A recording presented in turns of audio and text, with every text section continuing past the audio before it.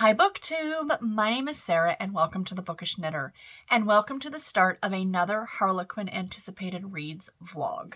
So I am very excited about these. I love doing these, you guys. Every time I post one, you guys are like, keep doing these, and I'm like, yes, I will keep doing these because pretty much the mission statement for my channel is to promote category romance, especially Harlequin, because I have loved them for 20 years and I think they deserve a lot more recognition.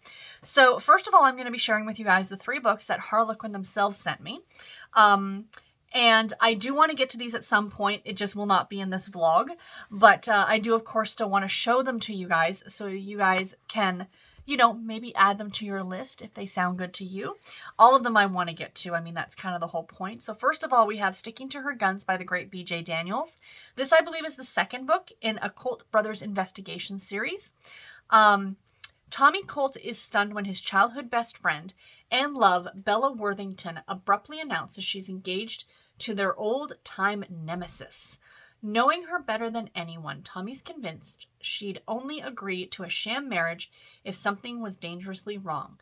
Now Colt Brothers Investigation's newest partner is racing to uncover the truth and ask Bella a certain question, if they survive. So like I said, I read the first one in the series. I really liked it. B.J. Daniels is fantastic with these books. I cannot wait to read this one. Next we have, the cover of this one is so pretty, Bloom Where You're Planted by Darby Bram, I believe. And this is the 2nd book in the Friendship Chronicles series. The first book was called The Shoe Diaries. And it looked, I still haven't gotten to it yet, which is why I won't get to this one yet, because I'm trying my best to read books in order, but it's a thing. Jennifer feels increasingly invisible and left behind as her friends move on to the next steps in their lives.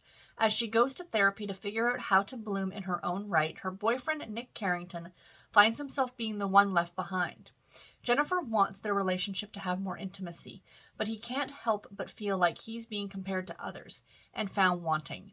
Can they each get what they need out of this relationship, or will the flowers shrivel up before they do? So that sounds really, really cute, really pretty. Like, that cover's just gorgeous. I absolutely love it. So, yay, that one sounds like a lot of fun. And last but not least, we have a desire novel, A Game Between Friends by Yara St. John. That cover as well. I'm not a football person, but I love that cover so much. So, it says on the back, from friends to lovers, or no, from lovers to friends to lovers again. It's complicated.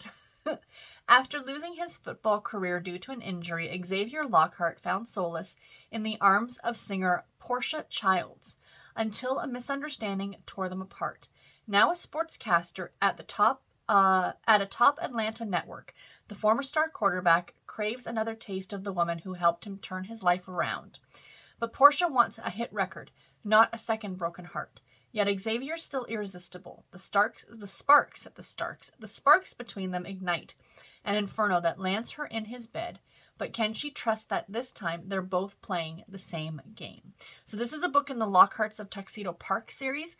I'm not sure what number it is in the series, but it is part of that series. So I love the Desire books so much. They're so, so great. And that just looks so good. Oh, yes. Cannot wait to read that one. So let's spin the wheel, though.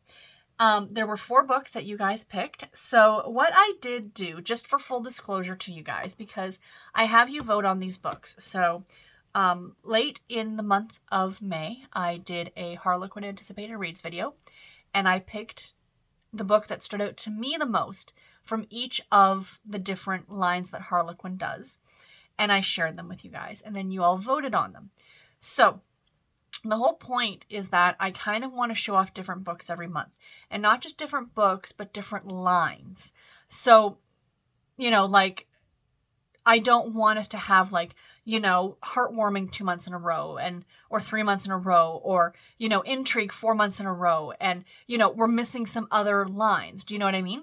So the lines that were picked last month, when I made the list up and I was, cataloging all your guys' votes, I actually, the 4 books, or the 4 lines that we had last month for the month of May, which was intrigue, heartwarming, love-inspired, and love-inspired suspense, I actually gave a negative number to at the beginning. So before I even started tallying everybody's votes, I gave like a -2, right?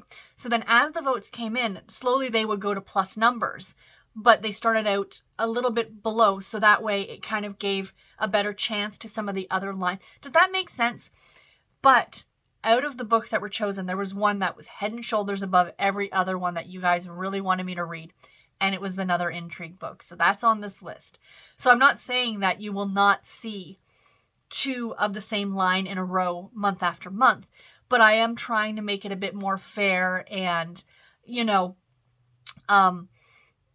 spreading the love around to the different lines. Let's put it that way. So the 4 books that were chosen for the month of June was Love Off Leash by Tara Taylor Quinn, Stolen from Her Royal Wedding by the great Pippa Roscoe, which is a Presents novel. So the first one was special edition, then we had a Presents, and then we have Colton Undercover by, I believe, Addison Fox, which is a Harlequin romantic suspense. And the intrigue, again, this was the most voted on book. I think that from everyone who voted, they listed this book. Like, I'm not kidding. And that was The Heart-Shaped Murders by Denise N. Wheatley. So you guys really want me to read this one. So I'm really looking forward to it. So let's go ahead, start this vlog off by spinning the wheel and seeing which book we're going to be starting off with for the month of June. And yeah, we'll go from there. So let's spin the wheel and see what we get.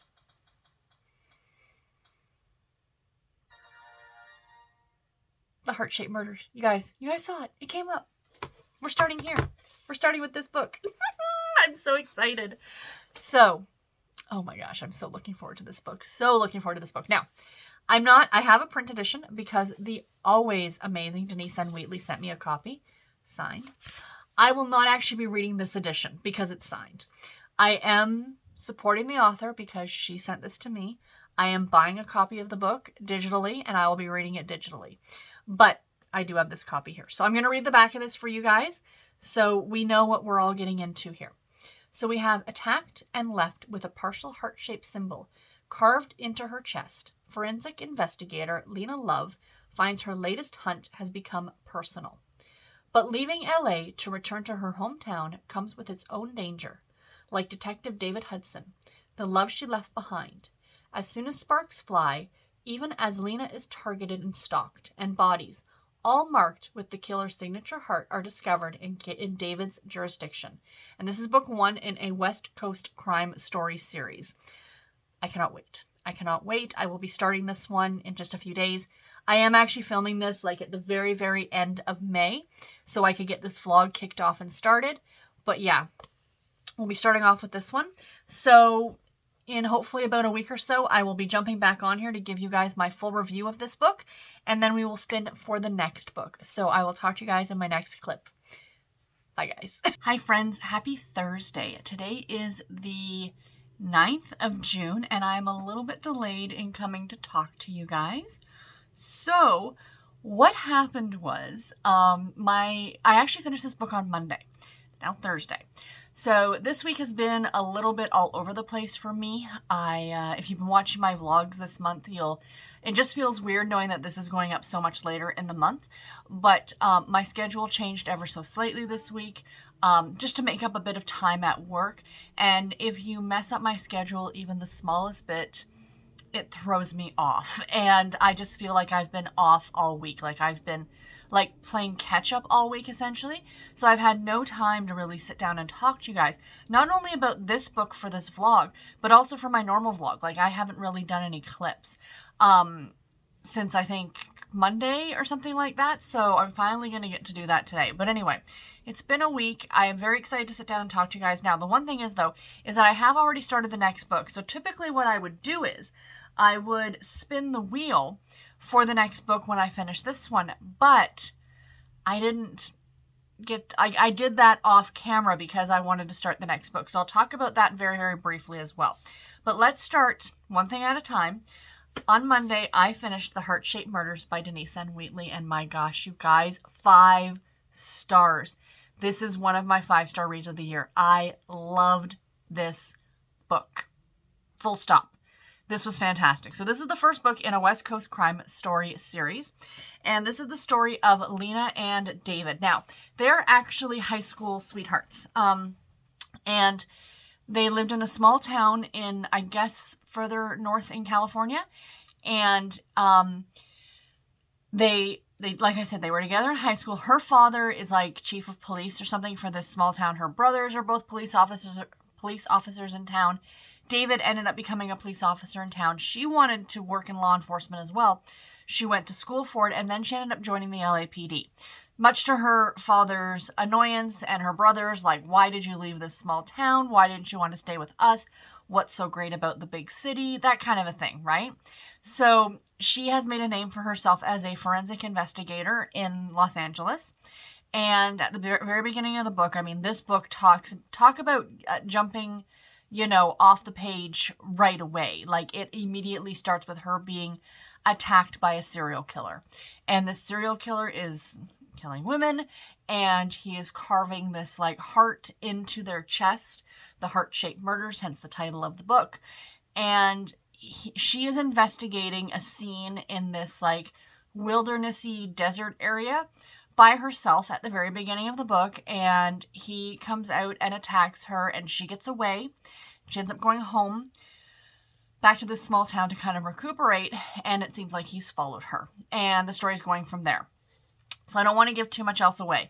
It was really, really good. It kept me on the edge of my seat the entire book. Denise can write an intrigue novel, you guys. It was so good. As is typical with the intrigue books, is that the romance does take second fiddle to the murder mystery, essentially. And the murder mystery part of it was so, so, so good. But the romance between the two of them was really well done as well. It didn't feel like it was out of place. It felt like it melded perfectly into the story. It made sense, if that makes sense. Like, it's hard to describe until you've read the book, and please read the book. It's hard to describe until, that's the case, but I really, really enjoyed this. And I really enjoyed the romance and the mystery aspect. I mean, there were parts of this book that I was getting so angry at Lena. I'm like, what are you doing? Like, she was, in my opinion, I'm like, you're being foolish. You're being foolish. She was taking risks that she shouldn't have been taking, like doing things alone. And I'm like, I get that you want to find out what's happening, but don't be silly, girl. Like, you have your father and your brothers and your boyfriend who are willing to help you, but they're also trying to protect her, and she doesn't want to feel like she's being smothered, and I get that. But there's, being a little annoyed at being smothered by your family or being dead. You know what I mean? Like, I'll take being smothered by my family. But yeah, this was really good. The other little point I wanted to touch on, and I don't know why this made me think about this during the reading of this book. Like I said, this book takes place in California. For me, now I know California is like a huge location for books in general. Like, you can't, throw a dart in a bookstore without hitting a book set in California. I was going to use the swing a dead cat analogy, but I never did like that analogy. But so it's not like it's an unusual location, but I felt like it was an unusual location for an intrigue novel. When I think intrigue novels, I always think like Montana, Colorado, like the cowboy, I almost want to say provinces, the cowboy states, like those states, or the East Coast. For some reason, the West Coast, this felt really different and new to me because it's set in California. I don't know why, but I don't recall reading a lot of intrigues that are set on the West Coast, like in California. So I loved it. Absolutely loved it, guys. Pick it up. Please do yourself a favor. This is one of my 5-star reads of the year. You guys know I do not throw around 5-star reviews very lightly. So this is going to make one of my books of the year for sure. And yeah, I really loved it. So the book that I am currently reading that I am also very much loving, oh my gosh, you guys, is Stolen from Her Royal Wedding by the great Pippa Roscoe. This is, of course, a Presents novel. I'm hoping to actually finish this in the next day or two.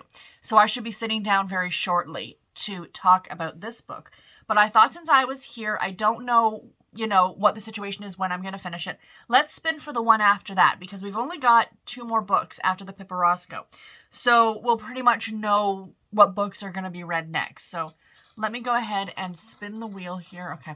It's raining today, so the lighting's a little off and it's a little weird. Oh, we're reading Tara Taylor Quinn next. Yay. Love Off the Leash. It's a special edition novel. And then after that, we'll be doing Undercover Clayton by Addison Fox. So I'm very, very much looking forward to that. So that's kind of the books that are going to be read throughout this vlog. And then, of course, you guys are all going to see it when it's all done and put together. And that's what you're already watching, I'm sure. But anyway, that's all I have. Hopefully, I will be back in a few days to share the Pippa Roscoe book with you guys. And until then, happy reading. I don't know why I'm like logging off. I'll see you guys in the next clip. Bye. Hi friends, happy Monday. Today is the 13th of June and I am sitting down to share with you my review for the next Harlequin book that I finished for this vlog, and that was Stolen from Her Royal Wedding by the great Pippa Roscoe. Sorry for the kind of glare or brightness because this cover is like, you know, it's there we go. That's a little bit better. So yeah, I finished this yesterday and I really liked it. So this was actually, side note, that means nothing for the vlog, but this was my 100th book of the year. So yay on that one. So anyway, like I said, Stolen from Her Royal Wedding by Pippa Roscoe. I gave this 4 stars. I really enjoyed it. I have this copy directly from Pippa. She is an absolute delight and she sent this to me. So it is signed because she loves me.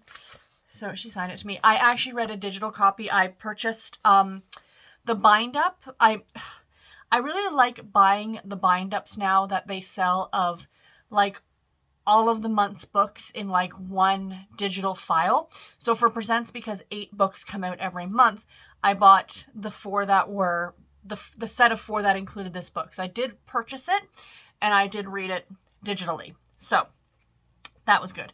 But I do like having, of course, my physical edition. So this is the second book in the, oh gosh, what is the series called? Oh, I feel so horrible, Pippa. I'm so sorry. The Secrets of Svardia, Svardia. So this is the second in the series. This is about the younger sister, Merit. The first book, Pippa also sent me. I have not read the first book in the series yet, and it's Snowbound with His Forbidden Princess. So I'm looking forward to getting to this one. This is about Merit's older sister, Freya. So you kind of find out a little bit about her story in this one, but now that I kind of know from this one, I am really excited about reading this one. I might have to get to it in July. So that is one of my goals for July. But anyway, back to this book. So essentially what it is that for reasons that we really don't know, which I like that Pippa gave you enough in this book to make you want to go back and read the first book if you hadn't yet, but she didn't give the whole story away, that there's a reason the sister who is second in line for the throne. So they have an older brother and he's king. He's currently king. And of course they need a second in line for the throne. So that would be the sister, like the next child, essentially, or the next sibling, if you will. And for reasons, she has decided to step down. And I won't divulge those because you'll find that out reading this book. A little bit. Not a lot, but a little bit. So anyway, I think personally, as I was reading this one, I think these books happen concurrently to each other, if that makes sense. But anyway, that's a whole other ballgame. So essentially, Merit is going to step up as the baby of the family, as the youngest sibling, and take the role of her sister and become like the next in line, essentially. So she has to marry a certain person, like within the nobility. She has to kind of take one for the team, for lack of a better word, and, you know, produce other heirs so the lineage can continue, kind of a scenario. She kind of doesn't really want to do that, but she's going to do it for her country because she loves her country and she loves her people and things like she is a princess. So she actually takes off at the very beginning of the book, and she's kind of she's like, she wants to marry who she wants to marry in a way. So she ends up getting her childhood friend to agree to marry her. So they head off to Paris, and that's where our book opens up. And our male lead, Lykos, Lykos. Sorry, some of these names really throw me off. Lykos. He is sent by Merit's older brother, the king, to get her and bring her back. So he goes and he steals her from this wedding. And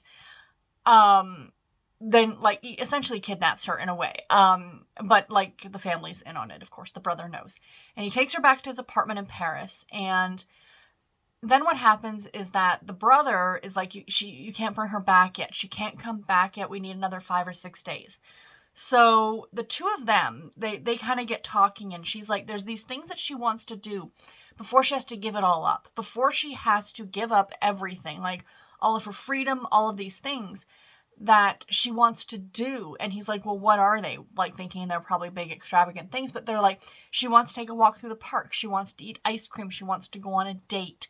You know, like these very simple things that most of us take for granted. So he agrees to do these things with her. And of course, they start a love affair, and it is wonderful. And I absolutely loved it.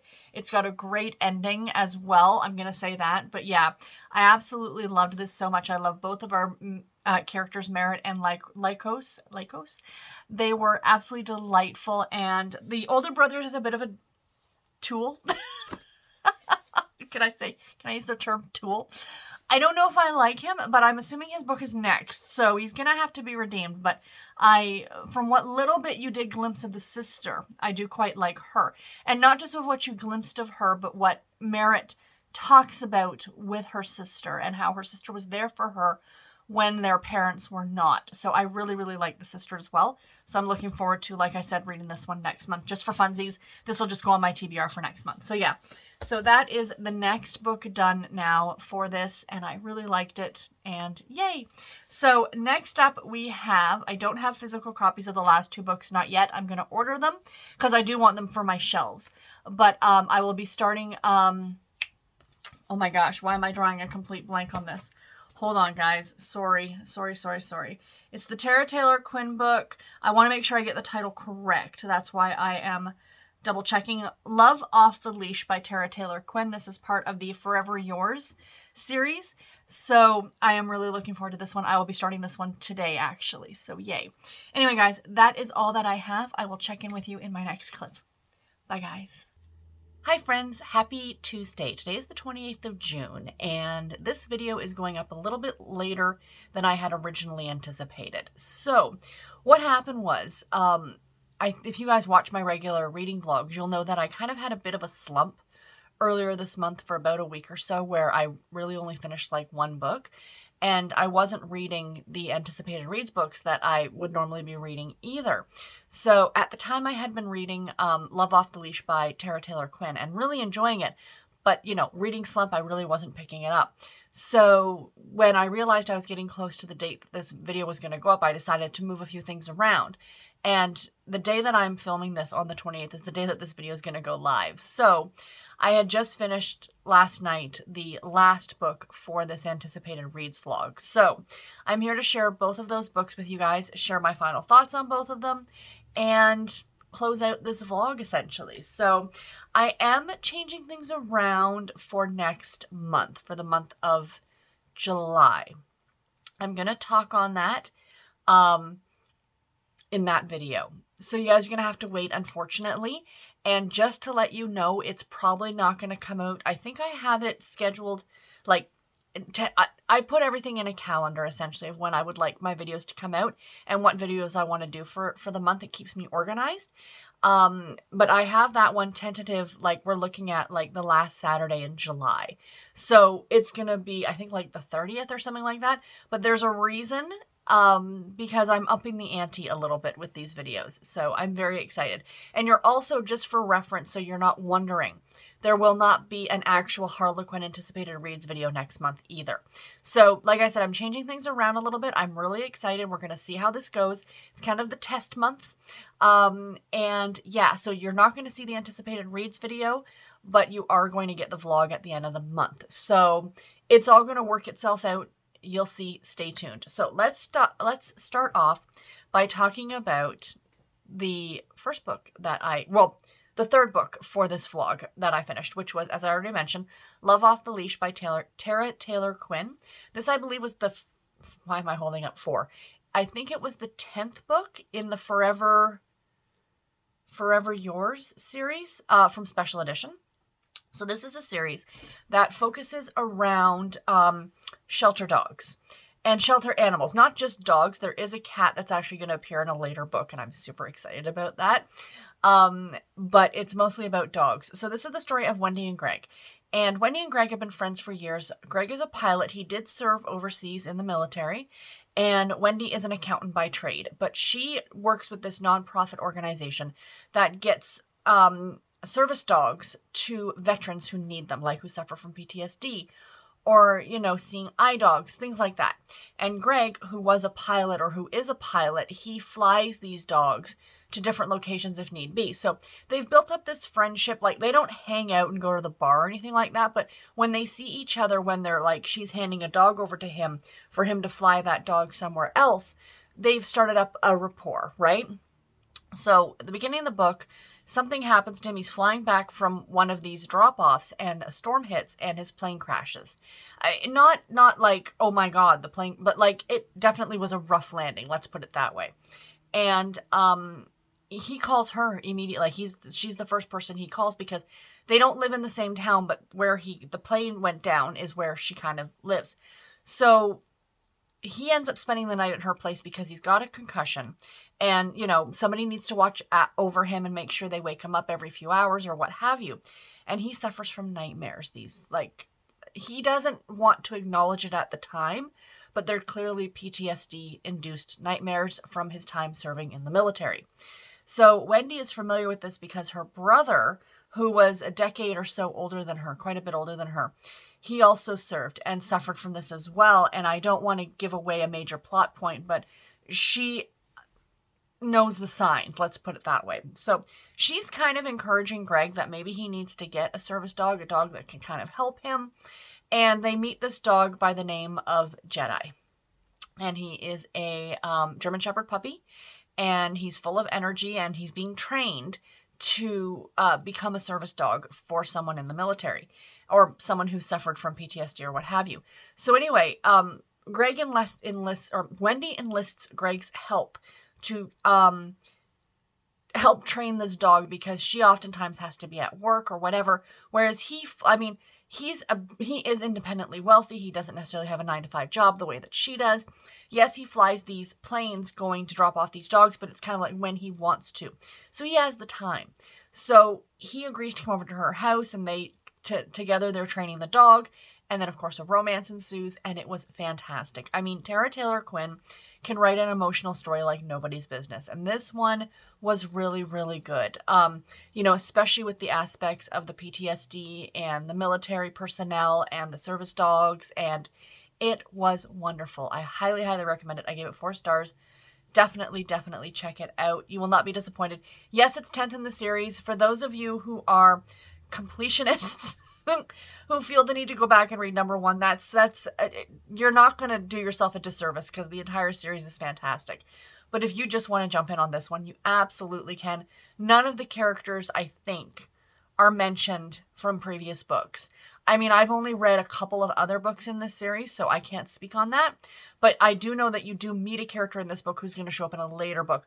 But it's not that big a deal. I mean, these are really all self-contained stories. They just all kind of feature around this foster program for dogs and cats. And then the last book that I finished last night was Undercover Clayton by Addison Fox. This is the 5th book in the Coltons of Colorado series, and I really enjoyed this one. Gave this one 4 stars as well.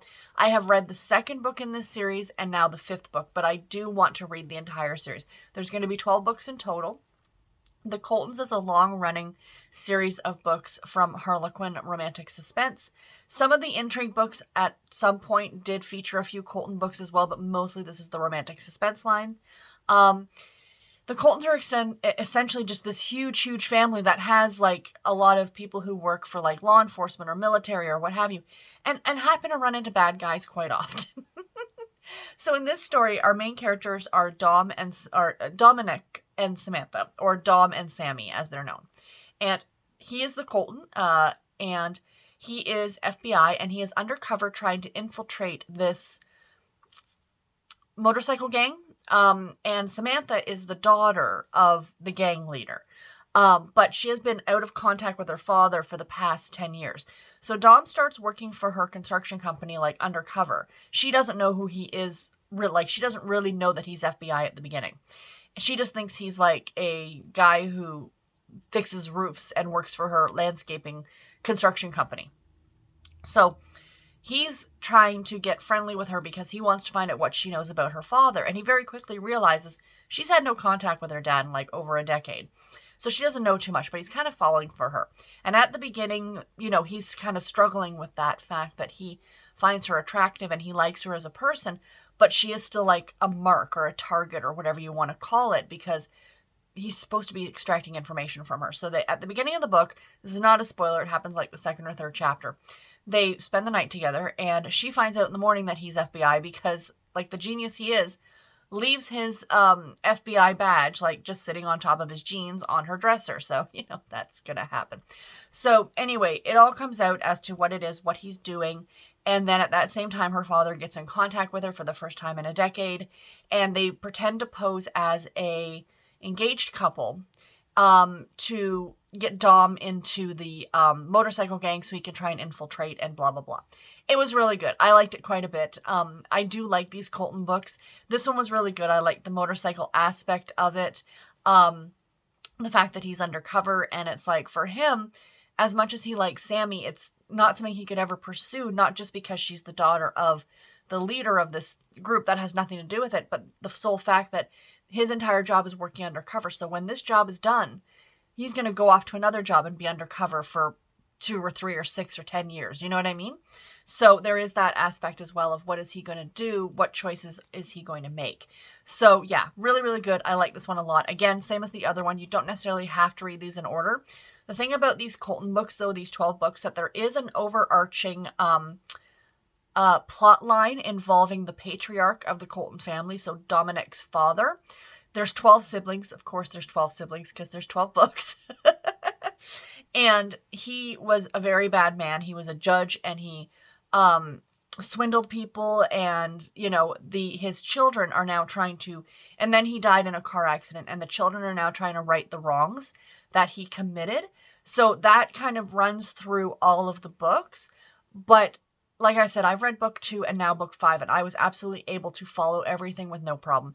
But again, for those of you who are series completionists, go ahead and start at book number 1 and work your way through. So yeah. Anyway, guys, that is all that I have for this vlog. I do hope that you enjoyed it. Like I said, change is coming next month, so do stay tuned for that. And until my next video, everybody, take care and happy reading. Thank you all so much for watching.